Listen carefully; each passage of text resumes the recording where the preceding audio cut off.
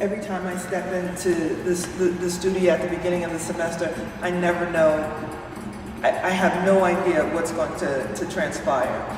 So the idea came from the conversation that we were having and an opportunity to get to understand what motivates them to move in the way that they do. And so a lot of personal stories that came up at the start of the semester, and so that's when the idea came to me concerning how women manifest power. It's rooted in a dance form that's called Dundumba, which is associated with the Mandinka group. And it's a dance of power and strength.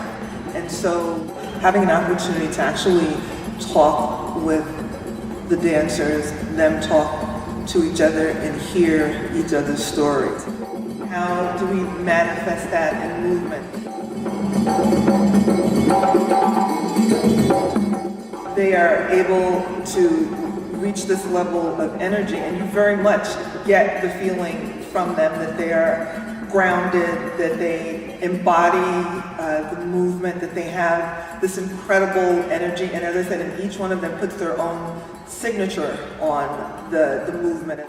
The way that I'm working with the piece requires the dancers to pretty much come along for the ride and trust me in the process, and that's a challenge.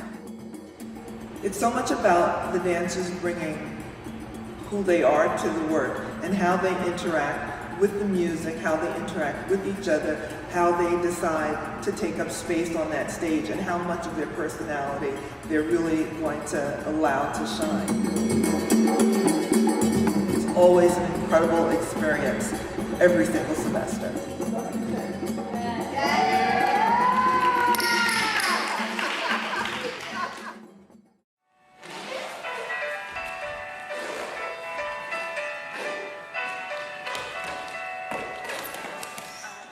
I really wanted to make a piece about like growing up and I guess like coming into your own or just finding your inner strength.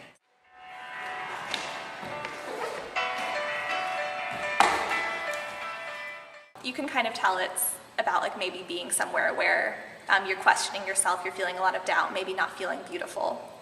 And the second half, the song is called Brave, and that's where you really start to see the transition about standing on your own, coming into your own, finding a lot of your own strength, and I guess you just really have to be brave. It felt like I knew that I hit it when it felt natural, and I knew it was the emotion that I was trying to convey. I guess I'd have to say my favorite part of the piece is that transition. So there's a part about halfway through, it's like where you can just hear a shift in the music, and it's where I'm just laying on the floor, I'm holding the scarf, and suddenly it's like I have this realization, like I don't need the scarf anymore. I can stand up on my own. I'm no longer pulling my strength from the scarf, and it's just so freeing. I feel like my emotions really kind of guided what I wanted in the piece and where I wanted it. I'd really like the audience to know that, and just like to realize that this is a journey, like not just my journey, but I really hope that they can look at it, and I feel like I'd accomplished my goal as a choreographer and a performer if the people in the audience can look at the piece and see like a reflection of themselves, or maybe something that they went through in their lives, and how they came out of it, how they found resolution, and how they found their own personal strength in it. I guess as a dancer, I feel more comfortable talking with my body instead of with words.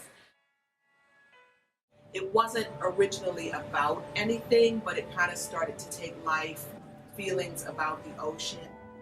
I asked the dancers not to dance alike. I asked them to try to keep their individuality. So they're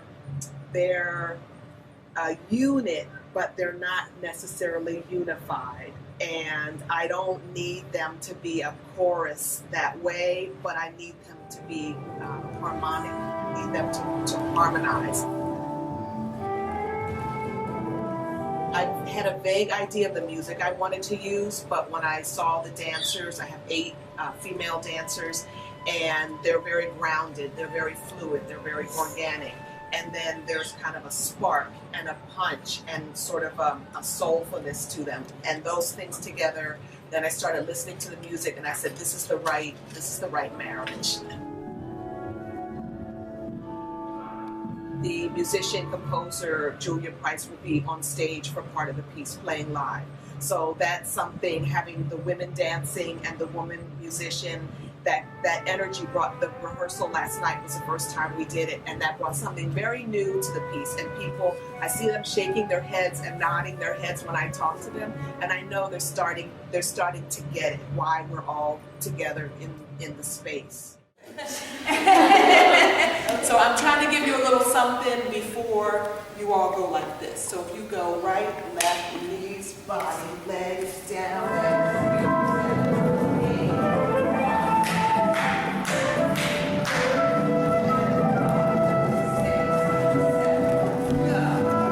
It should allow people's imagination to open and maybe receive something that's not in the piece, in addition to what the piece is giving them.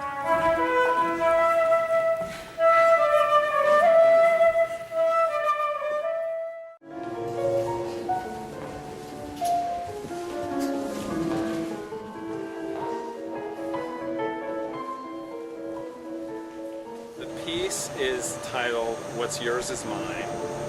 We started with just a very simple phrase of movement. And then the dancers were asked to improvise based on that phrase of movement.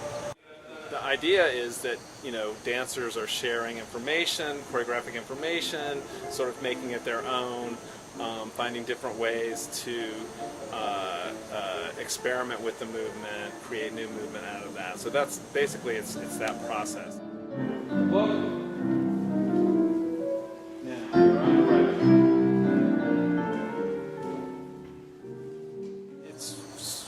Piece where I've sort of relinquished the most control, allowing the dancers to really sort of, I come in and shape it and edit it and all that stuff, but really letting them sort of explore for themselves.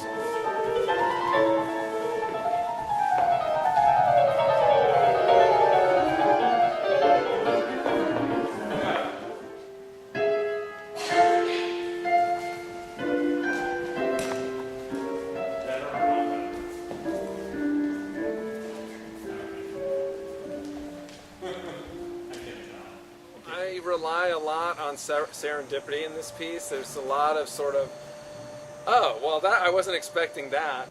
Part of my job is to sort of push them to go to that next place that, isn't quite as comfortable as maybe the kind of movement qualities that they're used to. But it's really pushing them to bring everything they have, both to their dancing, but also to the creative process.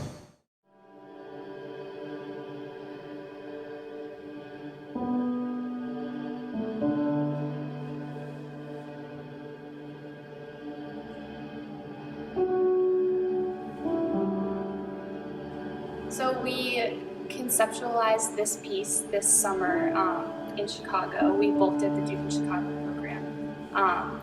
And so at first the theme that started us out was my fear of blank has limited me.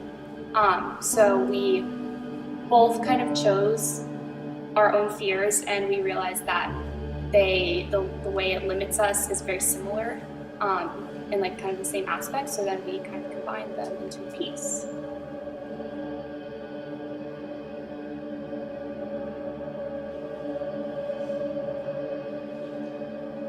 It's really nice just working with Ellen, because we've taken a lot of classes together, but we haven't done as much like partnering and contact improv work together, and it was great to just explore things like that.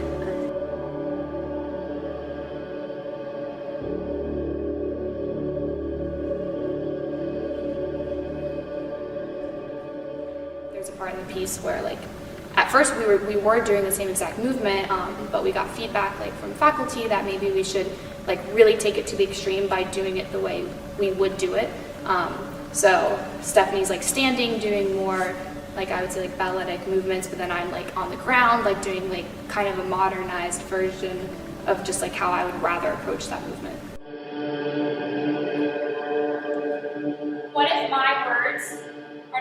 really hurt?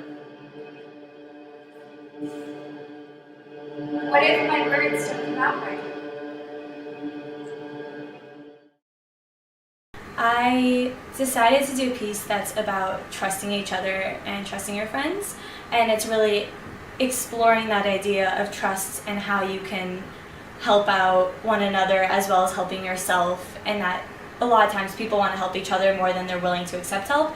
So I wanted to see how that could be expressed through dance. This summer I just learned a lot about dance and the way you can express yourself on stage and still be a real person as well as a dancer, and I wanted to try exploring that idea more in my piece. I think that each dancer has brought their own personal story to the piece, and that's really influenced the way they moved, and I really wanted the piece to be about the dancers rather than about the specific story, so it's really their story rather than mine. Being able to do this as an underclassman has allowed me to really explore dance and movement and grow, and it's something I can continue to explore throughout my college experience rather than just at the end of it. I think I'm a really visual person, so the first thing I knew was the patterns rather than the movement. So I walked into the studio and I sort of began by having the dancers improv a little bit and show me more of their movement styles, and then I taught them a little bit of a phrase so that they could learn that, and that's more of how I move rather than them. One of the biggest challenges in the piece was getting all the dancers comfortable with the lifts and figuring out the lifts. A lot of it was me saying I want one person to run up and everyone else to be supporting her somehow. It was pretty challenging, but the dancers really made it work, and they communicated with each other a lot and to me what they needed and what I wanted it to look like. The group of dancers that I'm working with, all of them are really close and they feel really comfortable giving each other feedback and helping each other out. So if two people are working on something and it's just not working out, another dancer will come and help the three of us figure it out, and we'll all work on it together. So it's a huge collaboration. Even when they're not dancing, they're a part of the process.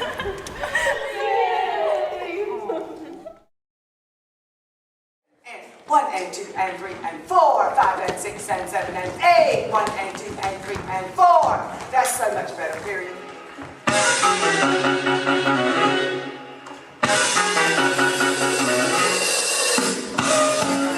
When I started thinking about this, about the subway and about people themselves, each one of us are different. Each one of us has a different face and an untold story. A lot of these things parallel with human experience. What is D? D. Turn it. D, da, da. Everybody is more or less all different, but yet down there, we're all the same.